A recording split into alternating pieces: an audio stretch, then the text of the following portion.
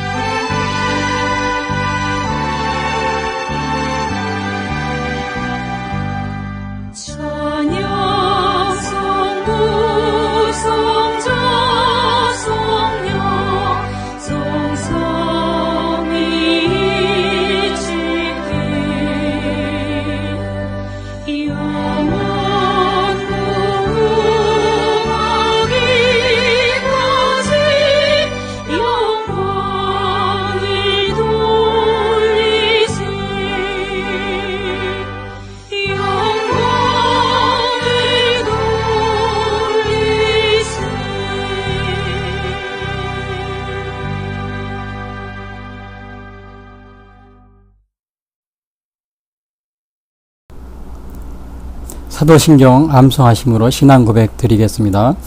전능하사 천지를 만드신 하나님 아버지를 내가 믿사오며 그 외아들 우리 주 예수 그리스도를 믿사오니 이는 성령으로 잉태하사 동정녀 마리아에게 나시고 본디오 빌라도에게 고난을 받으사 십자가에 못 박혀 죽으시고 장사한 지 사흘 만에 죽은 자 가운데서 다시 살아나시며 하늘에 오르사 전능하신 하나님 우편에 앉아 계시다가 저리로서 산 자와 죽은 자를 심판하러 오시리라. 성령을 믿사오며 거룩한 공회와 성도가 서로 교통하는 것과 죄를 사하여 주시는 것과 몸이 다시 사는 것과 영원히 사는 것을 믿사옵나이다. 아멘.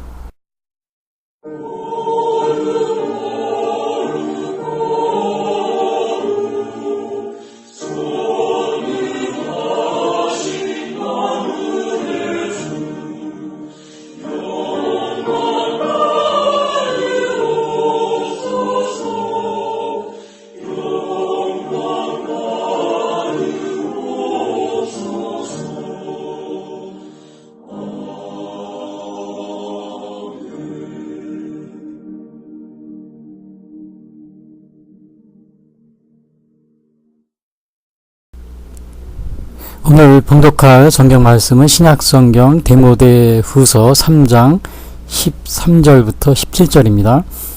악한 사람들과 속이는 자들은 더욱 악하여져서 속이기도 하고 속기도 하나니 그러나 너는 배우고 확신한 일에 거하라. 너는 네가 누구에게서 배운 것을 알며 또 어려서부터 성경을 알았나니 성경은 능히 너로 하여금 그리스도 예수 안에 있는 믿음으로 말미암아 구원에 이르는 지혜가 있게 하느니라.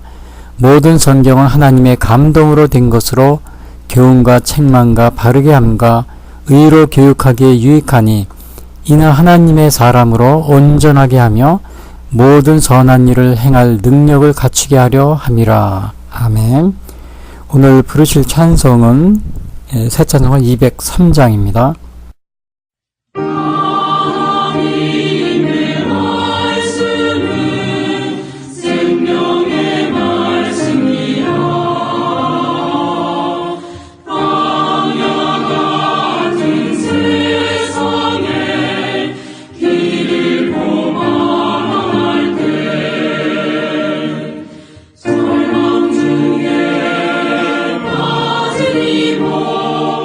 하나님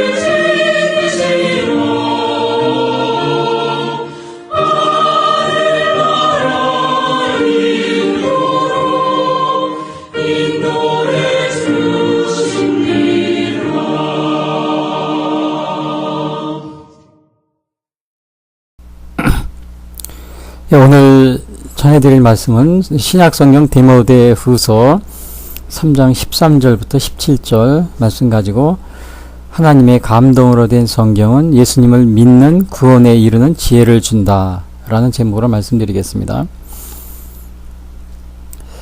오늘은 제가 디모데후서를 이렇게 이야기를 전하면서 오늘 읽어드릴 구절이 이 바로 성경에 관한 그러한 이야기, 그 부분입니다. 그 성경은 아마 전 세계에서 가장 많이 읽히고 있는 그 책으로 지금 이렇게 나와 있는데요. 아마 구약이 39, 또 신약이 27에서 합계 66권으로 이렇게 되어 있습니다. 근데 이것이 정경이라는 건 뭐냐면 정식으로 물론 이 성경이 그 모세 때 모세 오경 뭐 이렇게 해서 많은 이게 오랜 세월 동안에 이게 기록이 되고 또 구전으로 전해오고 이제 그런 거였지만은 정식으로 이렇게 오늘날 같이 이런 책으로 성경으로 이게 확정이 된 것은 구약은 AD 100년 그 얌리아 회의에서 정해졌다고 합니다. AD 100년. 그 예수님이 2000년 전에 오시고 돌아가신 지 100년이 지난 다음에 AD 100년 1세기 그 전에 한 1500년 전부터 모세 오경이 있었는데 정식으로 정해진 것은 1세기에 와서요. 그 다음에 신약은 397년 그 카르타고 회의에서 정식으로 신약의 정경으로 인정을 받았다고 합니다. 그래서 총 66권이 이제 성경이 이렇게 나오게 된 거죠. 그런데 이 성경이 그냥 우리가 이 성경이 뭐 세상의 철학책이나 아니면은 또 뭐 금원집이나 또 윤리 교과서, 윤리책 이런 거고 근본적으로 다릅니다. 이 성경이. 왜냐? 뭐 어떤 부분에 있어서는 뭐 도둑질하지 말라, 부모님을 공경하라 이런 거는 실제적으로 다른 종교나 아니면은 이렇게 유교나 아니면 이런 데도 다 있어요. 다 있는데 근본적으로 우리 성경이 다른 거는 성경은 하나님의 감동으로 되었다. 이제 그러한 겁니다. 영감설이라고 합니다. 영감설. 물론 그거는 제가 제가 본문을 하면서 말씀드리겠는데 간단히 말하면 이 하나님의 감동으로 쓰여진 것이 성경이다. 바울도 그걸 분명히 오늘 언급하고 있어요. 자, 이 디모데 그러면 제가 이 부분은 성경이 하나님의 그 감동으로 되어진 것이다. 이것은 제가 본문을 하면서 말씀드릴 거고요. 자, 디모데 오늘 이게 후서입니다. 디모데 후서는 디모데 전서가 또 있어요. 그 다음에 고린도서도 마찬가지죠. 고린도전서, 고린도서, 디모데전서, 디모데후서. 이렇게 두 개씩 된 게 많이 있어요. 뭐 이거 말고도 뭐 데살로니가전서, 데살로니가 후서. 이 바울이 쓴 겁니다. 이게 사도 바울이. 뭐 데살로니가전서, 데살로니가 후서, 뭐 디모데전서, 디모데후서, 고린도전서, 고린도후서 다 쓰여진 배경과 그 사연이 있어요. 그런데 오늘 이 디모데 전서와 디모데 후서는 그 바울이 감옥에 있을 때, 그러니까 디모데 전서는 바울이 1차 로마의 감옥에 가서 갇혀 있을 때가 있었어요. 근데 바울은 2번 갇힙니다. 1차 또 2차. 1차 감옥에 있다가 약간 풀려납니다. 그리고 다시 또 감옥에 또 잡혀 들어가요. 2차 감옥에 있고. 근데 디모데 전서는 1차 감옥에 있을 때 석방이 됩니다. 임시로 약간 짧은 기간 동안요. 그때 여행 중에 쓴 것이 디모데 전서예요. 그래서 AD 한 63년, 65년. 그리고 디모데 후서는 다시 잡혀 들어갑니다. 투옥돼요. 그래서 이 순교하기 전까지 이제 이렇게 바울이 쓴 것이 그때 이제 감옥에 쓴 것이 디모데 후서입니다. 그러니까 약간 1년 차이가 있습니다. 이게 전서와 후서 사이에는. 근데 여기에서 우리가 주목해야 될 것은 바울이 마지막 생애가 죽기 전에 이 감옥에 있었다는 사실이에요. 그리고 거기서 그 마지막으로 쓴 편지가 이 디모데후서가 되고요. 그러니까 이게 자기가 죽을 날을 기다리면서 쓴 겁니다, 이게.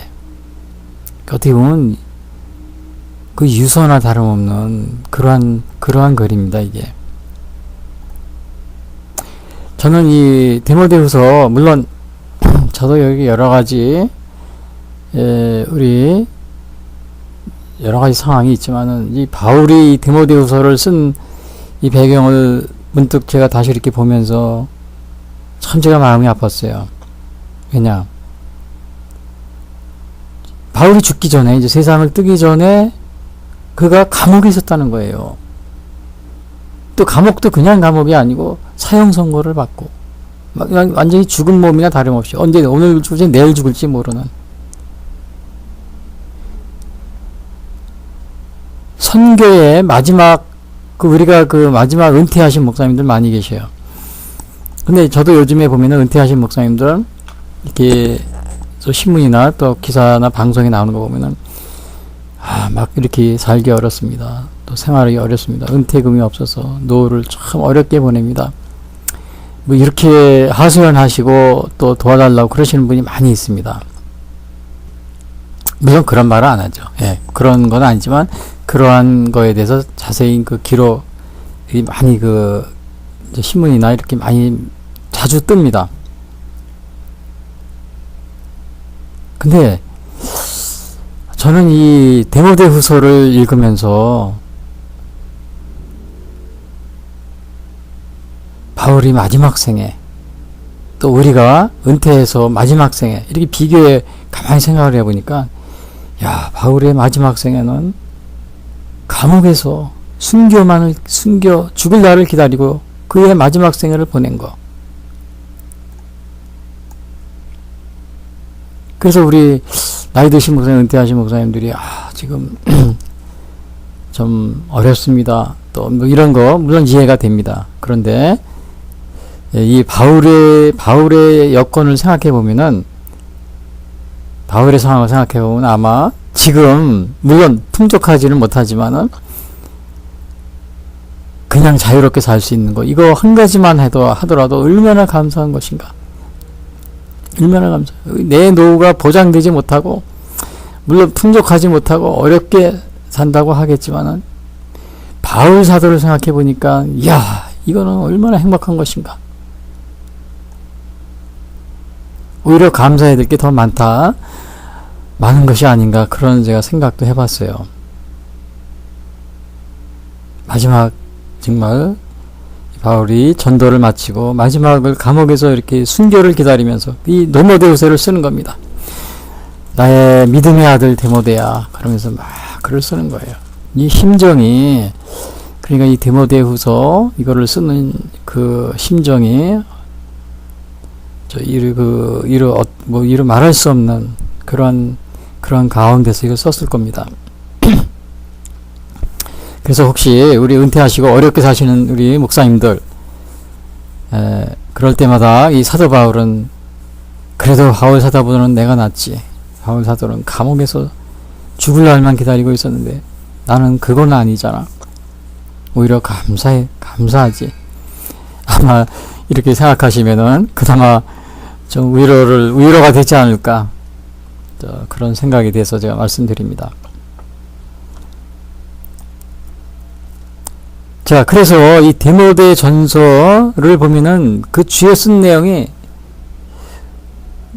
이단을 경계하라 그겁니다. 그 디모데 전서는 그 누구한테 디모데에 쓴 거예요. 그 디모데가 그 에베소에서 목회를 하고 있었습니다.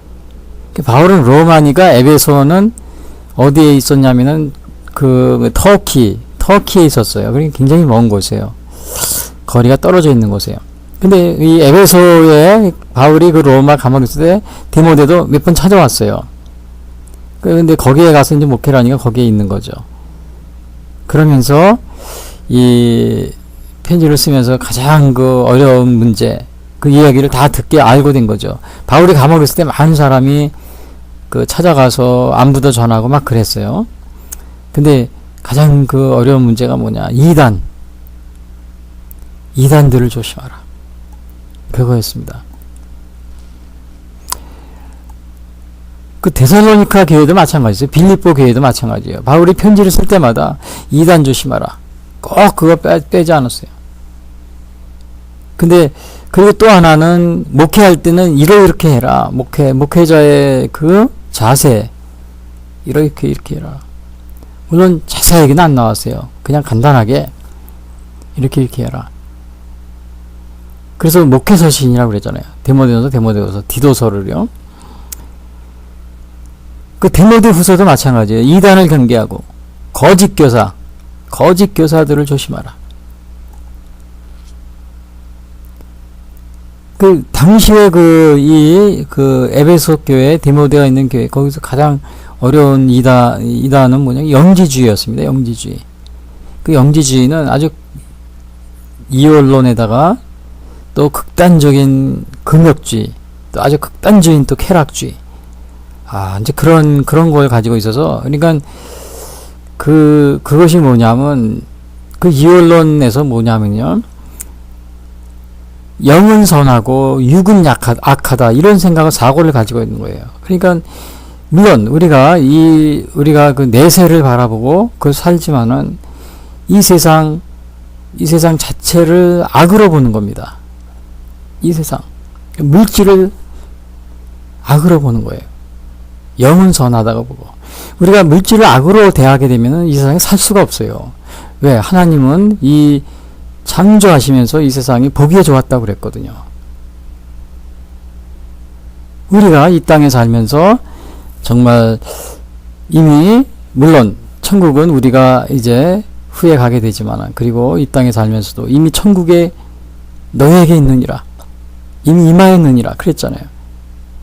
그러니까 우리가 이 땅에 사는 동안 최선을 다해서 살아가는 겁니다. 그런데 이 영지주의는 아주 극단적인 금욕주의로서 이 세상을 부정하고 그런 사성이 굉장히 강했던 거죠. 그러니까 이것이 아주 교회를 굉장히 어렵게 합니다.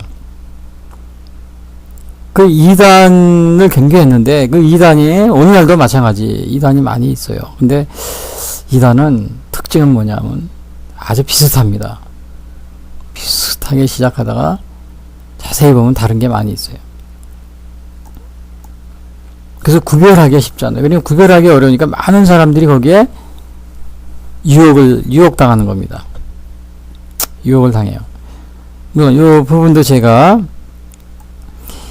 이 다음에 좀 말씀드리는데 아무튼 이러한 상황 이단과 그 다음에 이단을 조심하라. 또 하나 사역자가 조심하라. 사역자의 자세에 대해서 얘기를 해줘요. 사역자의 자세.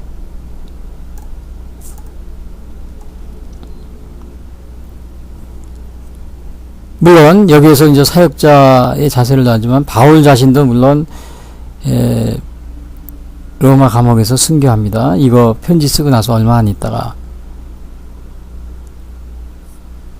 그리고 에베소서 목회한 데모데도 기록에는 나와 있지만 순교했다는 그 초기 교회사 이렇게 역사학자들이 순교한 것으로 이렇게 기록을 하고 있습니다. 그러니까 이 당시에 이 교회를 또 선교 전도자가 되고 또 주님의 말씀을 전하는 것은 자기의 목숨을 내놓고 하는 정말 그런 거였어요.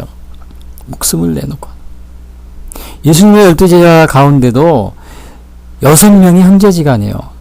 둘씩 베드로, 안드레, 야고보, 요한, 빌립과 바돌며. 그러니까 형제지간 둘에서 6명이 형제 관계예요. 예수님 12제자 다 순교했잖아요. 복음을 전하다가. 이렇게 어려웠던 시기입니다. 자, 이렇게 어려웠던 시기에 그런데 이제 오늘 바울이 그 자기의 얼마 남지 않은 그 감옥에서 생애를 두면서 오늘 여기 3장 13절 이거를 쓰면서 얘기해주고 있는 겁니다. 물론 이 앞에 부분에서는 이제 디모데야 아주 인정받는 일꾼이 되라. 그리고 예수 그리스도의 좋은 병사가 되고 또 거듭 복음과 함께 고난도 받고 이제 1장 2절 그걸 쓰고 있어요. 그러나 3장에서 오늘 여기에서 3장에서는 요 앞부분에서 바울에게 디모데에게 뭘 쓰냐면은 말세가 되면은 타락하게 된다. 사람들이 타락. 근데 이 말세라는 건 당시에 당시 시대를 가리키는 거겠지만 이 말세는 마지막 때 예수님이 재림하기 전에 이제 마지막 세상 마지막 날 그때를 의미하기도 합니다. 그래서 말세가 되면은 그것이 1장 5절부터 이렇게 나와요. 3장 1절부터 5절 쫙 나옵니다. 자, 말세가 되면 이러이러한 일들이 벌어진다. 여기 보니까 말세 고통하는 때가 사람들이 자기를 사랑하며 돈을 사랑하며 자랑하며 교만하며 비방하며 부모를 거역하며 감사하지 아니하며 거룩하지 아니하며 이런 걸. 자, 말세가 되면 이러한 일들이 벌어진다. 또 3장 6절부터 9절까지는 거짓 교사들이 일어난다. 말세가 되면은 거짓 교사. 그들 중에 6절 그들 중에 남의 집에 가만히 들어가 어리석은 여자를 유인하는 자들이 있으니 그 여자는 죄를 중히 지고 여러 가지 욕심에 끌린 바 되어 안내와 안브레가 모세를 대적한 것 같이 그들도 진리를 대적하니. 그러니까 이 거짓 교사들이 계속 거짓 교사들이 많으니까 조심하라. 또 성적으로 여자를 유혹하고 막 그런 것도 나옵니다. 그러면 이러한 상황, 당시에도 그랬다는 거예요. 당시에도 그런 상황이었기 때문에 또 이 이단이 막 일어나고요. 그래서 오늘 디모데에게 부탁한 게 뭐냐? 배우고 확신한 일에 거하라. 오늘 14절에 그럽니다. 지금 상황이 이렇게 악한 사람들, 13절에는 악한 사람들과 속이는 자들은 더욱 악하여져서 속이기도 하고 속기도 하나니. 그러면 우리가 그러나 너는 이러한 상황 속에서 너는 확실한 것에 거하라. 그럽니다. 확실한 것에, 확신한 일에 거하라. 14절에 그럽니다. 그러나 너는 배우고 확신한 일에 거하라. 자, 세상이 이렇게 어지럽다. 말세가 되면 이런 상황이, 그 다음에 거짓 선지자들이 일어나고, 이럴 때 네가 확신한 일에 거하라. 그 확신한 일에 거하라는 거를 이 사도 바울이 뭐라냐면 성경에 대해서 성경을 얘기해 줍니다. 그것은 다름이 아니라 내가 확신한 일에 거해야 이러한 말세와 같은 그러한 타락과 거짓 선지자들의 유혹과 또 이러한 것에서 내가 흔들리지 않을 것, 유혹당하지 않을 것인데, 그렇게 되려면 내가 성경을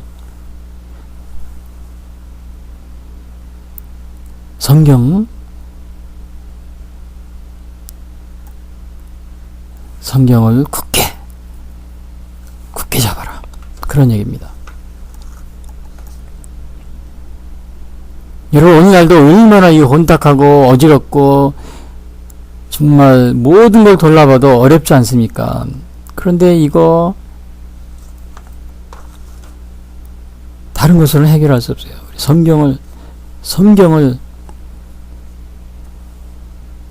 성경에 나온 하나님의 말씀에 굳게 서는, 그것이 이길 수 있는 아주 유일한 방법입니다.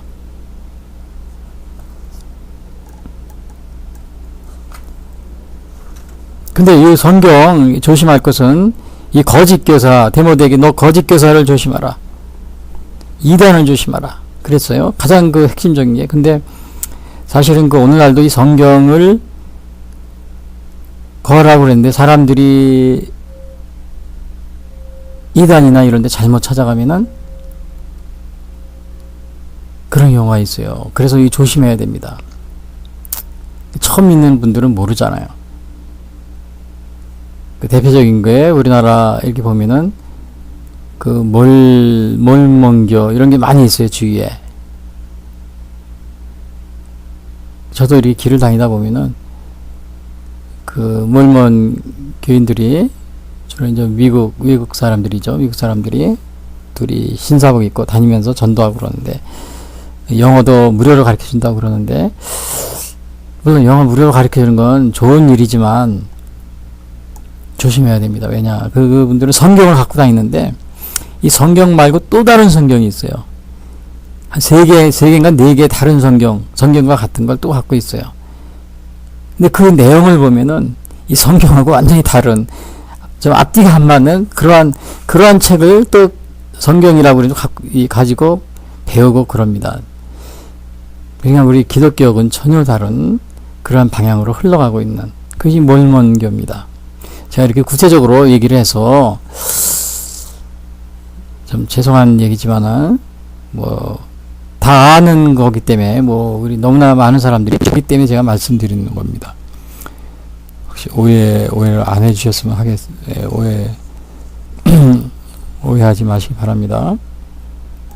물론 그 몰몬교회 같은 경우는 가장 큰 문제가, 물론 일부 다처자라든지 심지어 처음에 창시한 사람은 부인이 50명인가 그랬대요. 그 다음에 글을 계승한 사람도 한 20명에 30명씩 부인이 있었고요.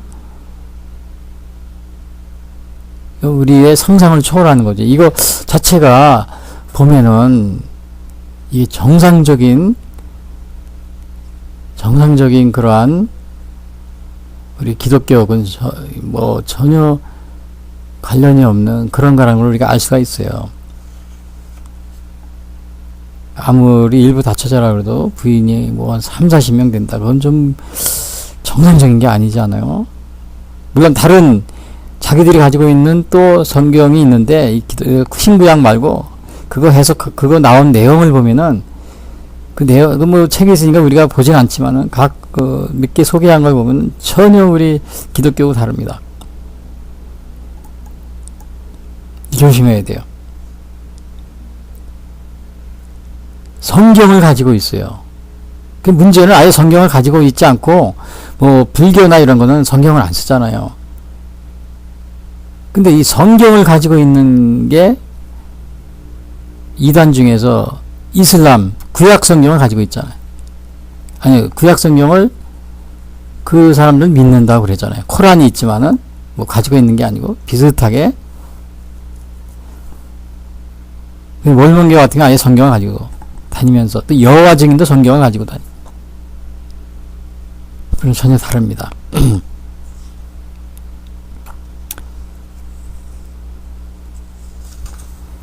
그래서 오늘 우리가 그러면은 이제 여호와 증인도 마찬가지고요. 예수님의 그 많은 면에 있어서 성경을 믿는다고 하지만 요즘에 최근에는 양심정보 병역 거부, 근데 대부분이 그 여호와 증인이라고 합니다. 그거 보면은 좀 성경을 극단적으로 이렇게 바라본, 그래서 우리 기독교에서는 예수님의 신성을 부인하거나 그런 거죠. 그래서 우리 기독교에서는 정식 기독교로 보지 않고 이단으로, 그 외에 많이 있습니다. 제가 여기서 다 설명하기는 어렵고, 근데 제가 이 말씀을 드리는 거는 성경을 우리가 그걸 믿고 따라야 되는데, 이렇게 혼탁한 세상에, 근데 제가 어느 분을 보니까 이게 딱 만났는데, 그래, 제가 만날 때마다 교회 다니시고 이 성경도 보시고 그러면 좋겠다고 그러는데, 나중에 만났는데 보니까 성경 공부를 열심히 한다. 그래서 어디를 다니시냐고 그러더니,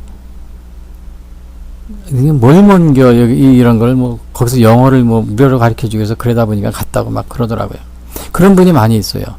해외 유학 가려고 그러는 분이 특히 또 영어를 배운다고 그렇게 가는 분이 많이 있는데, 이게 조심해야 됩니다. 그러니까 안전한, 여기서도 데모데에 그랬잖아요. 확신한 일에 거하라. 그게 뭐냐? 이 성경이라고 그랬거든요. 모든 성경. 예? 성경은 능히 너로 하여금 그리스도 예수 안에는 믿음으로 하여 구원에 이르는 지혜가 있게. 그러니까 이 성경이 우리에게 그런 확실한 일을 거하게 해주는데, 처음 믿는 사람, 또 이 신앙이 없는 이러한 분들은 이게 잘못된 길로 갈 수 있다는 겁니다. 그래서 여러분들 혹시 그 몰몬교나 아니면 또 여호와 증인 이러한 것에 또 빠지면 또 그 외에 또 한국에 많이 있습니다. 한국에서 생긴 자생적으로 생긴 이단, 뭐 통으로 시작된 게 있어요. 또 신으로 시작된 게 신. 또 아주 굉장히 좀 이상한 게 있는데 그게 안몰로 시작되는 게 있어요. 안자로 들어가는 게 여러분 제가 말씀 안 되겠. 안 이렇게 시작되는 게 있어요. 거기는 완전히 뭐 하나님으로 재림주라고 그러고 뭐 하나님 신으로 시작되는 이단도 마찬가지지만 예, 그러니까 완전히 좀 그런 데는 가서 성경을 배우려고 갔다가는 오히려 확신한 일에 거하는 것이 아니고 정말 이상한 상황에 빠지는 그런 결과를 초래할 수가 있습니다. 그래서 제가 혹시 처음 믿으려고 하시는 분들은 항상 조심할 것은 좀 주위에 이렇게 교회 다니는 분 그런 분들한테 물어보세요. 그리고 가세요. 그게 좋습니다. 그렇지 않으면은 그 이단이라든지 아니면 그러한 데 빠질 수가 있어요. 제가 많이 봐서 그래요. 왜냐하면은 열심히 성경을 믿으려고 그랬는데 성경을 배우려고 그랬는데 모르니까 나중에 뭐 이단에 빠져 있었던 거예요. 한번 빠지면 또 못 나옵니다. 그래서 조심하셔야 돼요. 자, 어려서부터 성경을 알아요. 14절에 보니까 그래서 너 이 세상이 지금 데모데야 이렇게 혼탁하다 말세가 되면 타락을 하고 3장 1절 5절에 보니까 또 거짓 교사들이 막 난리치고 사람을 꼬시고 유혹하고 그러는 거예요. 저도 가끔가다 이 노방전도를 하는데 이제 겨울엔 초소 못하지만 여름에 제가 이제 자주는 못 나가도 이렇게 전도지를 가지고 나갑니다.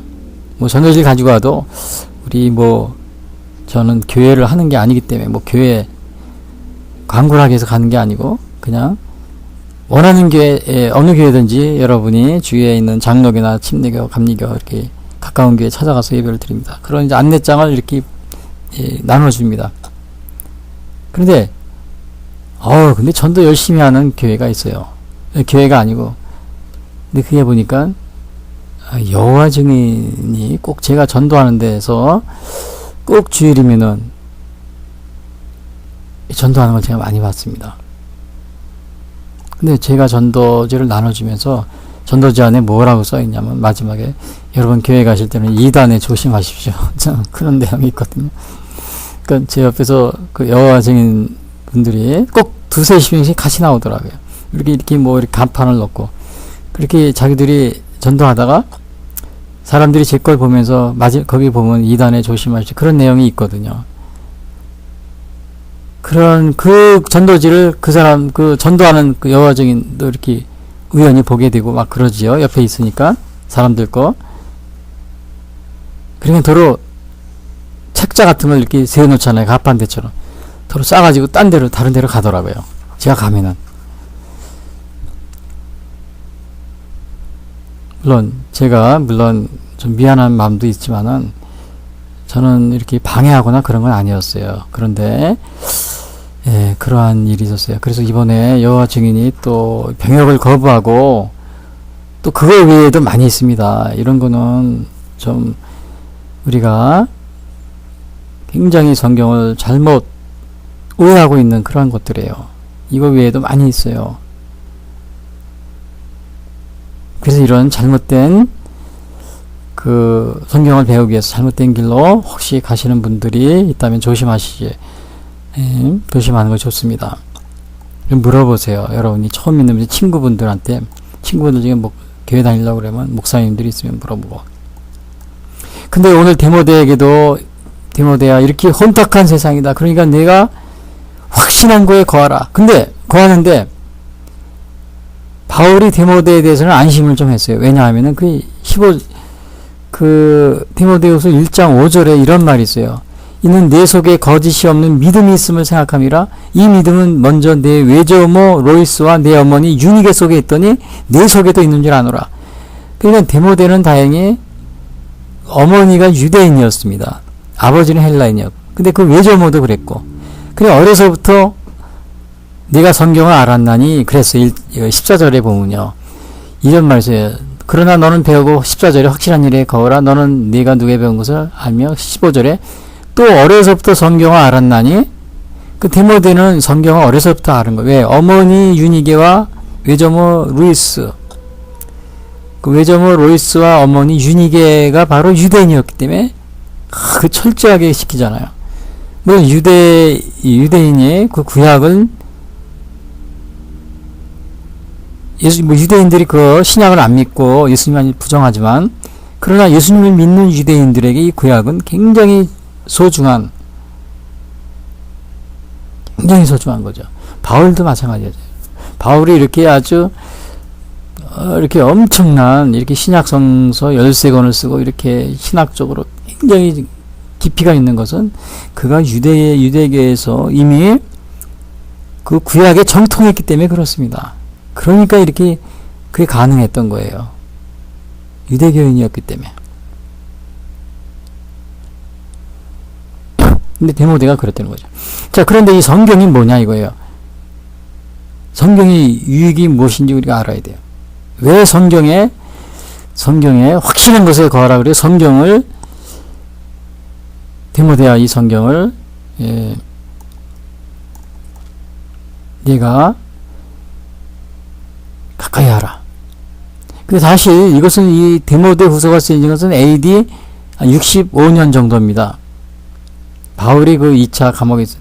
이때는 정경으로 신약 성경이 정경으로 한 397년이니까 AD. 근데 신약 성경이라는 게 아마 이 당시에는 확립된 게 없었어요. 근데 구약은 이미 모세오경이라든지 이런 거는 기원전 4세기 이렇게 5세기 그때 이미 성문서 이런 거, 시가집 이런 거는 이렇게 확정이 됐었어요.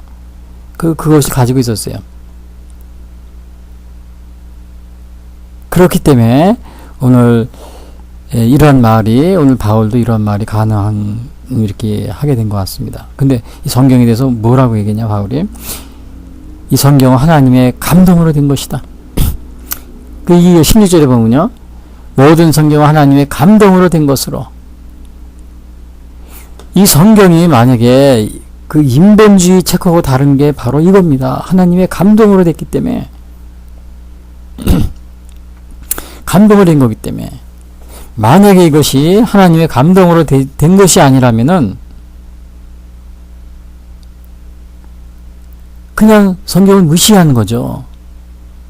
성경을 무시하면 어떤 결과가 났냐? 바른 신앙생활을 할 수가 없는 거예요. 예를 들면 동성애가 그겁니다. 성경에 나와 있는 이것이 하나님의 그 감동으로 된 것, 이거를 받아들이지 않는 겁니다. 자기들 마음대로 해석하고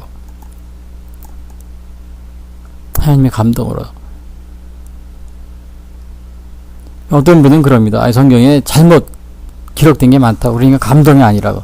물론 성경에 실제적으로 구약에 보면 40일 갖다 24로 쓴 것도 있어요.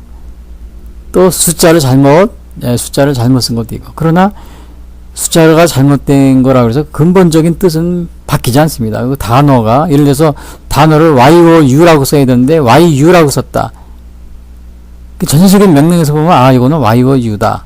오자가 잘못해서 빠졌어도 그렇게 우리가 알 수 있어요. 그렇지요? 우리가 책을 볼 때도 어떤데 그런 게 있잖아요. 마찬가지입니다. 물론 그런 그렇다고 해서 그게 성경이 틀린 것이다. 이렇게 생각해서는 안 되고, 성경이 하나님이 감동을 된 것이다. 이것을 우리가 확신하고 있어야 돼요. 그걸 믿고 영감으로 된 것이다. 그래서 이 킹 제임스 버전이 inspiration of God 이라는 말 썼어요. 그리고 NIV 성경은 God breathed. 하나님의 breathe라는 말 써요. 영감. 하나님의 감동. 근데 이러한 것들은 베드로후서 1장 21절에 이릅니다. 예언은 언제든지 사람의 뜻으로 낸 것이 아니요 오직 성령의 감동하심을 받은 사람들이 하나님께 받아 말한 것이니라. 성령의 감동하심을 받은 사람들이 말한 것이다. 여러분, 우리가 이 출애굽기 32장에 보면 이런 말이 있어요. 모세가 시내산에 가서 십계명을 받는데, 제가 언젠가 십계라는 영화를 봤는데, 그 십계라는 영화에서 보면은 하나님의 음성이 막 들리더니 불이 나와서 쫙 판에다가 글을 쓰는 거예요. 그리고 다 이제 불이 막 붙어가지고 글을 써가지고 그 모세에게 주는, 그렇게 봤어요. 근데 최근에 나온 십계가 있습니다. 다른 이유로 나왔어요. 그 최근에 나온 십계가 다시 이제 이렇게 업그레이드해서 나온 얘기인데, 거기에서는 불이 나와서 이렇게 돌판을 쓰는 것이 아니고, 그 사람이 이렇게 모세가 직접 쓰더라고요. 모세가 직접. 근데 출애굽기 32장에 이런 말이 있어요. 그 판은 하나님이 만드신 것이요, 글자는 하나님이 쓰셔서 판에 새기신 것이더라. 십계명에 그것도 하나님이 쓰셔서 판에 새기신 것이더라. 물론 십계라는 제가 영화를 봤을 때 불이 쫙 나와가지고 뭐 지지직하고, 제가 어렸을 때, 제가 중학교 때인가 봤는데 지지직 불이 나가서 막 쓰고, 그래서 제가 막 놀랬는데, 물론 어떻게 그렇게 하나님 쓰셨는지 몰라요. 근데 성경의 출애굽 32장 그럽니다. 그 판은 하나님이 만드신 것이요, 판도 하나님이 만들었다 그랬어요. 글자는 하나님이 쓰셔서 판에 새기신 것이라. 하나님이 감동으로 되었다 이거예요. 출애굽기 4장 12절에 이럽니다. 이제 가라, 내가 네 입과 함께 있어서 할 말을 가르치리라. 이거 하나님이 선지자에게도 그 말하는 것을 그 입술에 하나님이 그 말을 가르친다 그랬어요. 또 에레미야 1장 9절에도 여호와께서 내 손을 내밀어 내 입에 대시면 내게 이르시되, 보라, 내가 내 말을 내 입에 두었노라. 내 말을 내 입에 두었노라. 이게 하나님의 감동에 의해서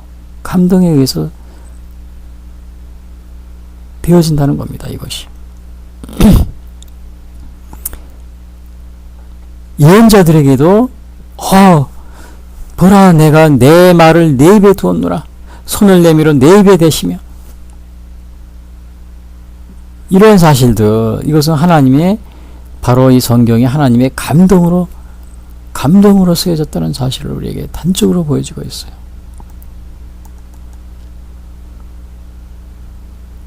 그렇기 때문에 우리가 이 성경에 나온 말을 전적으로 믿고 신뢰하는 거예요. 도둑질하지 말라. 그러면 도둑질하지 마. 하나님이 하신 말이야. 그런데 그거를 해석을 해서 도둑질하지 말라는 당시의 사회가 혼탁했는데, 그래서 오늘날로 말하면 도둑질 그런 뜻이 아니다. 또 이상하게 해석하고,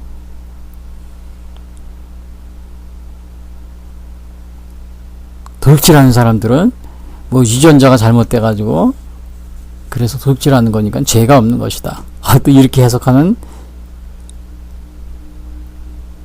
사람이 있을까요, 없을까요? 있습니다. 동성애가 그거예요. 유전자가 잘못돼가지고 그런 거기 때문에 죄라고 단정할 수 없다.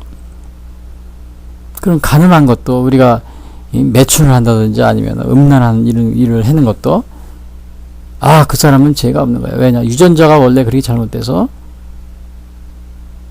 죄를 지은 거니까 죄라고 할 수 없어.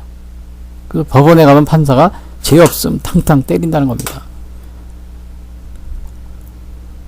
나쁜 일을 해도 다 유전자가, 도둑질을 해도 아니야, 그 유전자가 잘못돼가지고 도둑질을 한 거기 때문에 죄가 없어.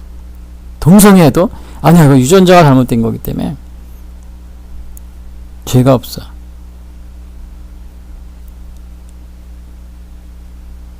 부정한 일을, 불륜을 했어도, 남편이 불륜을 하거나 아내가 불륜을 했어도 아니야, 유전자가 잘못된 거기 때문에 죄가 없는 거야.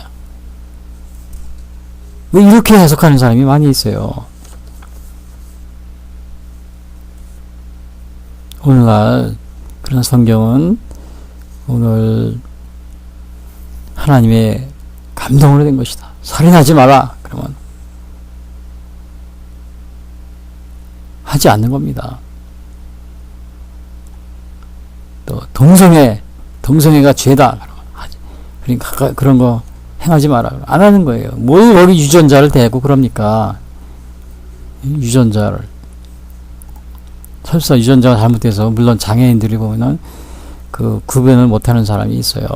그러면 아무리 장애인 부모가 유전자가 잘못돼서 그렇게 됐다 하더라도 도둑질을 한다. 그러면 부모님들, 얘야, 못하게 잘 말리잖아요. 그렇죠? 죄니까 말리는 거예요. 아무리 그 유전자가 잘못됐다 그래도. 동성애도 마찬가지예요. 정말 그 사람 주장, 유전자가 잘못돼서 그렇게 동성애 한다. 그래도 죄니까 우리가 못하게 막아야 되는 거예요. 유전자가 잘못돼서 매춘을 한다. 그러면 부모가, 야, 너 말리지요. 부모가 아무리 야, 유전자가 너 잘못되죠. 매춘을 하면 안 된다. 아무리 유전자가 잘못돼. 그게 정상인 겁니다. 정상이에요. 마트에 가면 물건을 훔쳐요. 그 유전자가 잘못돼서 그 물건 훔치는 거니까 죄가 아니다. 그러니까 너 계속 더 훔쳐라. 그렇게 하면 안 되는 거죠. 우리는 유전자가 잘못돼서 사리 구별을 못한다 하더라도 좀 장애인들이 많잖아요. 뇌성마비 그런 사람 구별 정말 못합니다. 그러더라도 마트에서 물건 훔치는 부모가 야단을 칩니다. 너 훔치지 마라. 죄야 죄야. 못 알아들어도 못하게 하는 거예요. 동성애 유전자가 잘못되고 혹시 못 알아듣고 계속 한다 그래도 그건 죄니까 못하게 하는 것이 정상인 겁니다. 근데 뭐 유전자가 잘못됐으니까 계속 더 하게 놔두고 더 격려해주고 더 하라고 그러면 이거는 인간 양심에서 벗어난 일입니다. 양심에도. 성경을 떠나서라도 양심에 벗어난 일을 해서는 안 돼요. 그러니까 우리 성경은 하나님의 감동으로 된 것이다.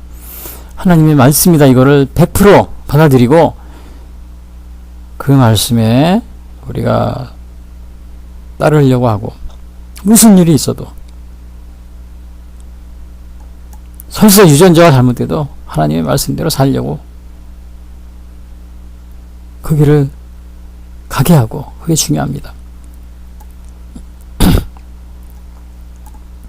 또 성경은 이 구원에 이르는 지혜를 가져준다. 왜 성경에 디모데에게 야, 너 성경을 거기에 성경을 꽉 잡아라. 확실한 일에 오늘날과 같이 이렇게 말세 그냥 사람들이 자기를 사랑하며 돈을 사랑하며 자랑하며 교만하며 비방하며 부모를 거역하며 무정하며 원통함을 풀지 아니며 모함하며 절제하지 못하며 사나우며 선한 것을 좋아하지 아니하며 딱 그러면서 또 거짓 선생이 많고 또 거기다가 악한 사람들과 속이는 자들은 더욱 악하여져서 속이기도 하고 속기도. 이러한 세상에서 내가 확실하게 하려면 확실한 것에 거하는데 그것이 바로 성경을 내가 그 말씀을 따르라. 근데 이 성경은 왜 따르냐? 구원에 이르는 지혜를 가져다 준다 그랬어요.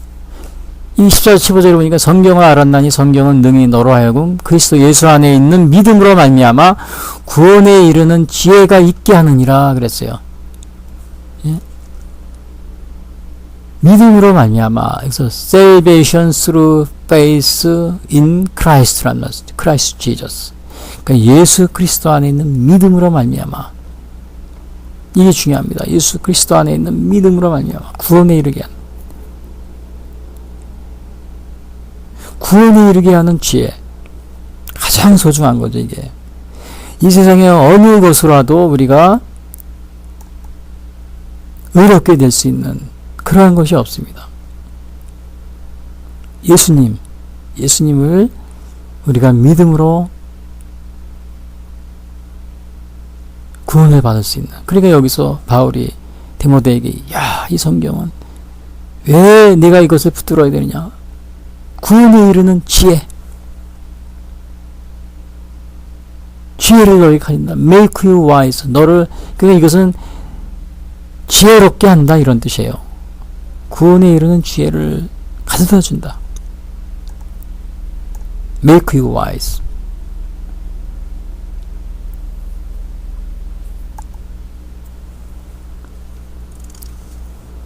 유대인들은 율법을 그거를 합니다. 지금 유대인들은 이 복음서를 신약을 믿질 않죠.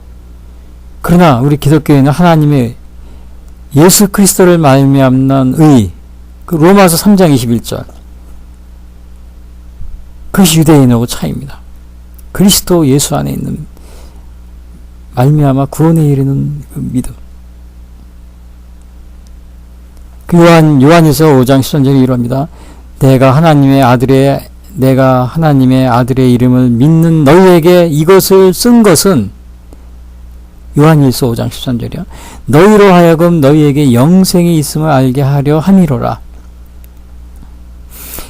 이 성경의 신약 성경, 여기서는 구약 성경 이 말씀을 쓴 것은 하나님의 아들을 믿음으로 말미암아 영생이 있음을 알게 하려 함이라. 요한일서 5장 13절. 여러분이 우리가 성경을 통해서 하나님을 이 구원에 이르는 믿음을 깨닫게 되는 겁니다. 구원을 받을 수, 꼭 성경을 읽어야 돼요. 그래서 전도하는데 물론 전도지도 중요해요. 그러나 가급적 성경, 여러분이 전도하고 싶은 분이 있으면 꼭 성경을 읽기, 어떻게든지. 그 생일날 이렇게 선물하고 그럴 때, 뭐 이렇게 할 때 안 믿으신 분한테 뭐 그런 거, 뭐 여러 가지 사다 주고 그러지 마시고, 꼭 성경책. 성경책이 좀 비쌉니다. 싸진 않아요. 그 부담이 돼요. 그러나 자기가 꼭 전도하고 싶은 사람이 있다. 꼭 선물을 줘야 되는 상황이다. 그러면 다른 무슨 선물 사고 그러면은, 그것도 그렇잖아요. 그 값으로 성경을 선물해 주십니다. 생명을 선물하는 겁니다. 이거는 성경을 선물하는 거다. 그 미국 대통령 클리브랜드 대통령이 취임식장에서 선서를 하는데, 이제 대개 미국 대통령은 그 목사님들이 이렇게 와서 축복하고 성경에 손을 얹고 선서를 합니다. 근데 그때 이 클리브랜드 대통령은 그런 말을 하더랍니다. 방탕한 청년이 오늘 이 자리에 서게 된 것은 오직 성경의 힘입니다. 그러면서 막 눈물을 흘리더랍니다. 자기가 방탕한 사람이었다. 청년이었다. 근데 이렇게 대통령이 된 것, 성경의 힘입니다. 그 불교도 스님이 있었어요. 이분이 있었는데, 하루는 자기가 절에 있는데 어떤 그 불교도인들이 절에 와서 석탑을 빙빙 돌면서 그러더랍니다. 자기들끼리 얘기해요. 불교도이면서, 불교는 철학이야, 철학.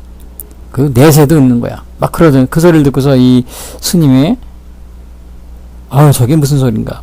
그리고 저 얘기를 내가 좀 이 불교를 좀 변화해야겠다. 그런 생각으로, 그러려면 성경을 좀 읽어야겠다. 왜 성경 읽었냐면, 그 불교도인들이 불교는 내세도 없어. 뭐 철학이야. 근데 성경은 안 그래. 막 그런 얘기를 막 하는 거예요.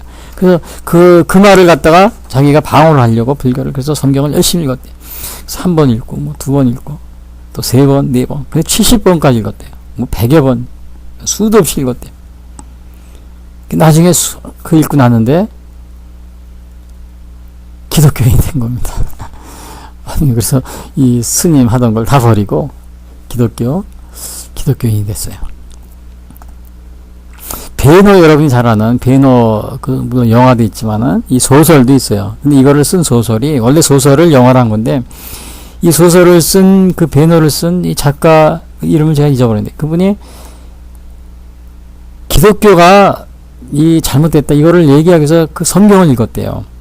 자기가 기독교인들이 자꾸 전도하고 그러니까 이 기독교가 왜 잘못됐는지 그거를 자기가 확실하게 이렇게 지적해 주려고 해서 성경을 읽고 또 읽었대요. 그러다 보니까 완전히 그 기독교인이 된 겁니다. 아니, 회심한 거예요. 성경을 읽다 보니. 이게 성경은 이런 놀라운 책입니다. 놀라운 책이에요. 그래서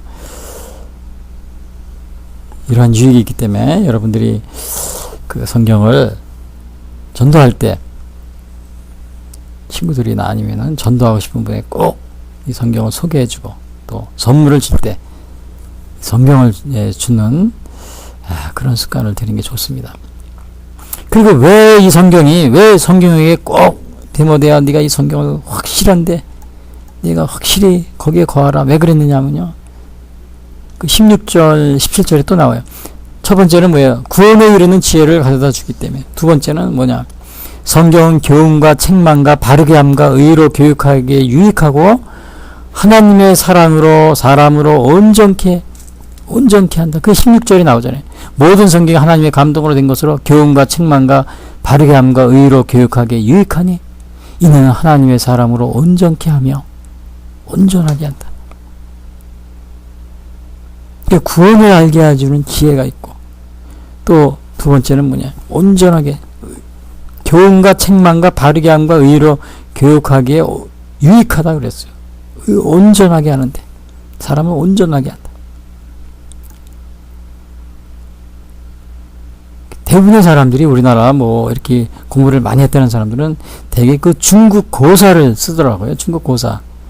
특히 그 법조인들은 뭐 중국 고사를 많이 써요. 판사님들은 뭐 판결문에도 중국 고사를 가끔 많이 쓰더라고요. 중국 고사가 우리를 온전하게 하지 못합니다. 온전하게 못해요. 어느 정치인, 이제 TV 뉴스에 나오는 어느 정치인의 소개하면서 그 정치인의 집에 갔더니 그 중국 고사가 막 딱 붙어 있더라고요. 정문에. 여러분, 그것이 우리를 온전하게 하지 못합니다. 또 요즘에는 그 인문학, 인문학 열풍 뭐 그런 소리 하죠. 인문학 강좌. 그래서 인문학이 사람을 바르게 한다. 물론 그게 좋은 게 있습니다. 그러나 근본적으로 그 인문학에서 그러한 것들은 생명을 가져다 주지 못해요. 근본적으로 한계가 있습니다. 솔직히 그 인문학 강의 그런 것보다도 솔직히 교회 가서 주일날 목사님 설교하면 한 번 듣는 게 훨씬 낫습니다. 물론 설교를 잘하건 못하건 성경 말씀을 전해는 이 목사님 설교가. 근데 우리가 사회에서 이 교회 목사님 뭐 모셔다가 뭐 강의를 듣습니다. 그러면 싫어하잖아요. 그래서 하는 게 뭐냐? 인문학 강의입니다. 인문학. 그 중국에 그 유명한 그 인문학자가 있었는데, 그 자기가 그 이 인간적인 그 휴머니즘, 그걸 통해 가지고 문제를 좀 해결하겠다. 삶을 윤택하게 해야겠다. 그렇게 하려고 했어요. 그러다가 그 한계를 느끼고 기독교로 전환을 했습니다. 나중에. 회심을 하고. 그리고 책상 위에 항상 성경을 놓고 자기의 문제가 있을 때마다 그 성경책을 읽고.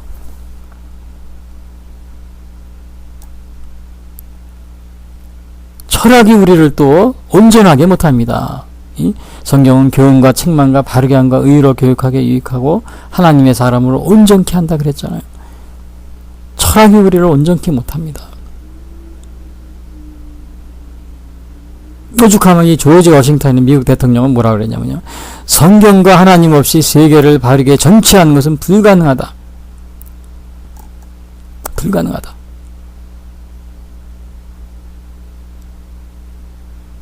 하나님을 알지 못하고 정치라는 것은 불완전한 겁니다. 언젠가 그 반기문 유엔 사무총장이 됐을 때 그 미국의 어느 그 목회자가 어느 미국 그 정치인이 하는 얘기를 제가 물론 직접 한 얘기는 아니지만 반기문 사무총장이 불교도인이고 기독교인이 아니라는 이런 얘기를 듣더니 그런 얘기를 하는 걸 제가 들었어요. 하나님을 모르고 세계를 다스릴 수 있을 것인가? 어느 기사에 나온 겁니다. 다행히 반기문 총장은 그래도 우리 한국에 있는 그 김정한 목사님이 미국의 그 리버렌 목사님 이런 걸 모시고 또 이게 빌리 그레함 아드님 그 누구예요? 빌리 그런 목사님을 프랭클린 그레함 이런 분을 모시고 가서 유엔 대사관에 가서 유엔 총회 그 본부에 가서 기도도 해드리고 많이 정기적으로 그랬던 걸 제가 얘기를 들었어요. 참 다행입니다. 그 기도 덕분에 무사히 마칠 수 있게 된 것은요. 정말입니다. 워싱턴 대통령이 그랬죠. 성령과 하나님 없이 세계를 바르게 정치하는 것은 불가능하다.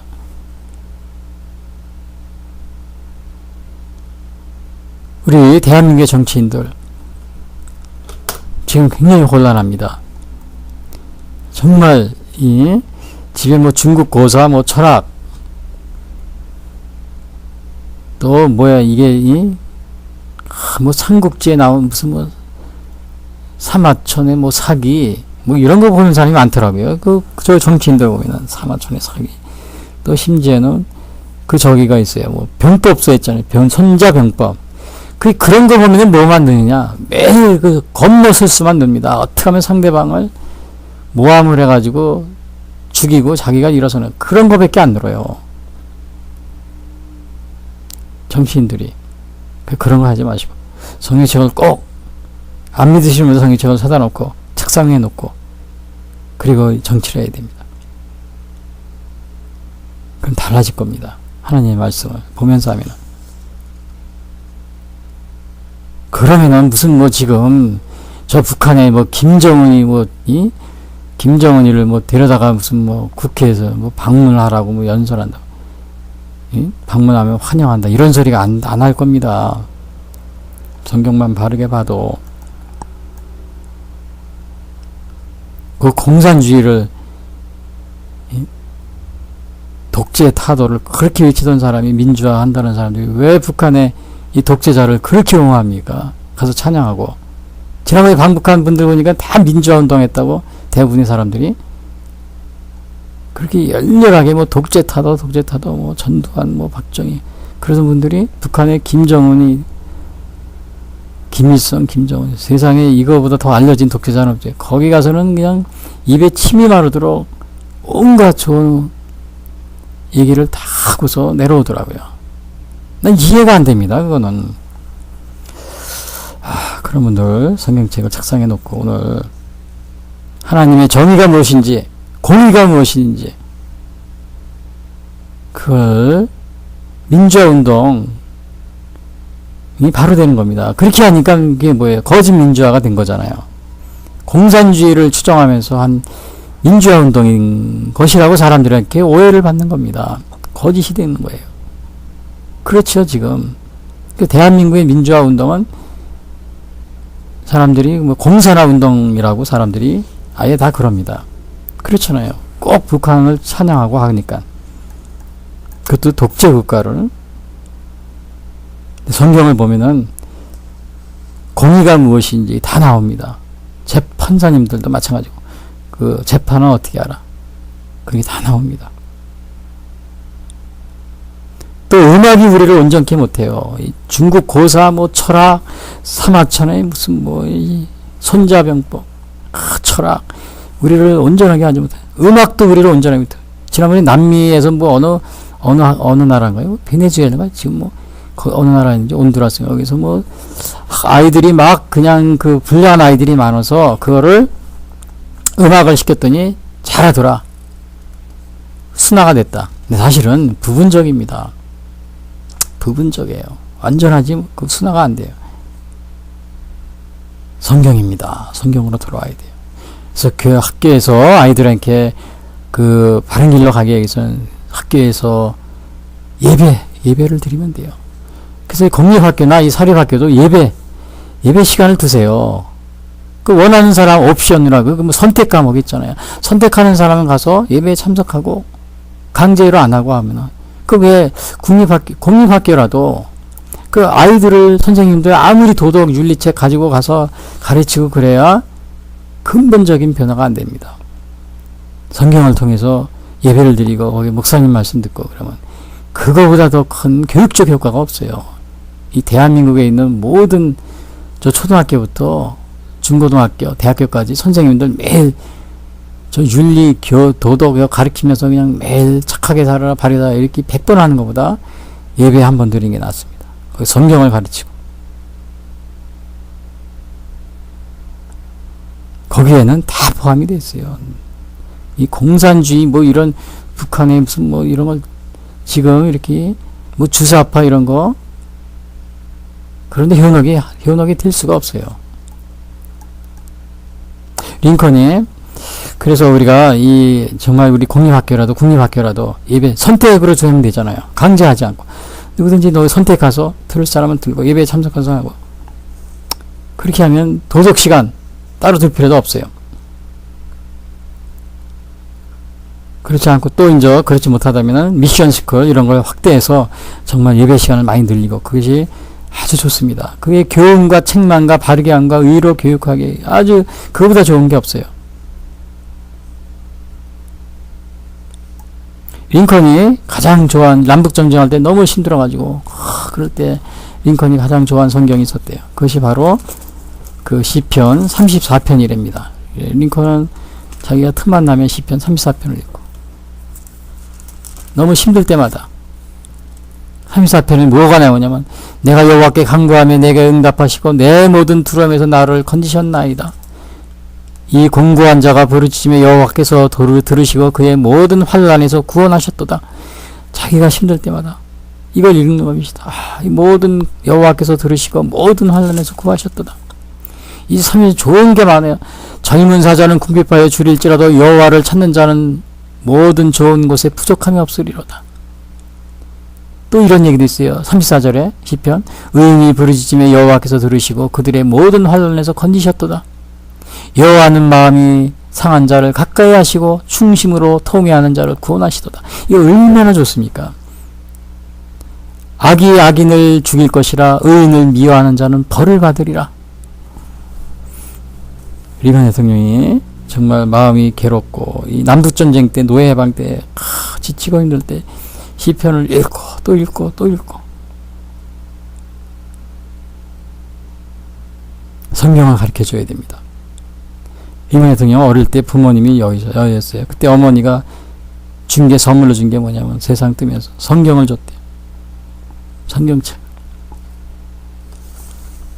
오늘 이 성경은 제가 디모데, 이 바울이 마지막 감옥에서 죽기 전에 이 디모데에게 편지를 쓰면서 디모데야 나의 믿음의 아들아 그러면서 세상이 지금 정말 어렵다. 온갖 죄악이 이 말세가 되면은 말세 현상이 나타나고 있다. 이러할 때 내가 확실한 일에 거하는데 그게 뭐냐? 성경이다. 성경은 하나님의 감동으로 된 것이고 그것이 그냥 된 것이 아니기 때문에 감동으로 된 것이기 때문에 내가 이 성경을 가까이 하고 가까이 하라. 그러면은 그 에베소 교회 거기에 모든 이단과 또 잘못된 교사 거짓 교사들 선지자들 이런 사람들 네가 너를 지킬 수 있을 것이다. 성경은 구원에 이르는 지혜를 가져다 준다. 가장 중요한 거죠. 구원에 이르는 지혜를 가져다 준다. 또 성경은 교훈과 책망과 바르게 의로 교육하기 유익하다. 하나님의 사람으로 온전케 한다. 디모데야 이 성경을 내가 꼭 가까이 하라. 여러분 우리 모두 성경을 가까이 하는 여러분이 되시길 바라겠습니다. 다 같이 기도하겠습니다. 지금까지 예수선교회 설교방송을 시청해주신 분들께 감사를 드립니다. 이 방송을 들으시고 신앙에 대한 문의나 상담을 원하시는 분들은 02-894-7898로 문의해 주시기 바랍니다. 요한복음 3장 16절은 하나님이 세상을 이처럼 사랑하사 독생자를 주셨으니 이는 저를 믿는 자마다 멸망치 않고 영생을 얻게 하려 하심이니라 라고 말하고 있습니다. 또한 성경은 예수 그리스도를 영접하는 모든 사람들에게 영원한 생명을 약속하고 있습니다. 요한일서 5장 11절에서 13절은 또 증거는 이것이니 하나님이 우리에게 영생을 주신 것과 이 생명이 그의 아들 안에 있는 그것이니라. 아들이 있는 자에게는 생명이 있고 하나님의 아들이 없는 자에게는 생명이 없느니라. 내가 하나님의 아들의 이름을 믿는 너희에게 이것을 쓰는 것은 너희로 하여금 너희에게 영생이 있음을 알게 하려 함이라 라고 말하고 있습니다. 아직 예수님을 영접하지 못하신 분들은 이 시간 주님을 영접하시기를 바랍니다. 오늘 방송을 들으시고 신앙에 대한 문의나 상담을 원하시는 분들은 02-894-7898 예수선교회로 문의해 주시기 바랍니다. 다음 방송 시간까지 안녕히 계십시오.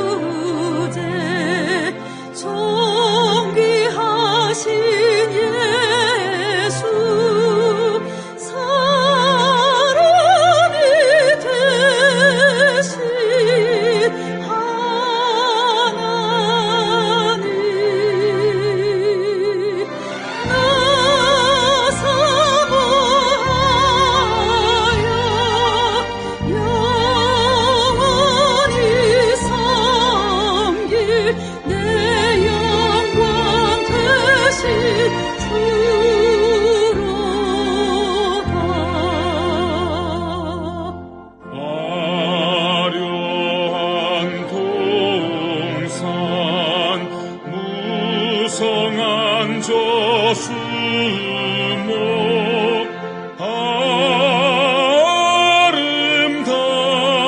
아름답고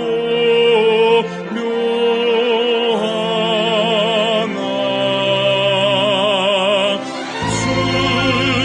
순천한 예수 더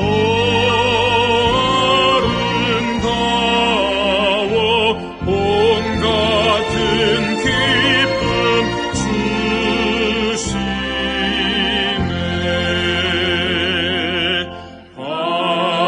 광명한 해와 명랑한 저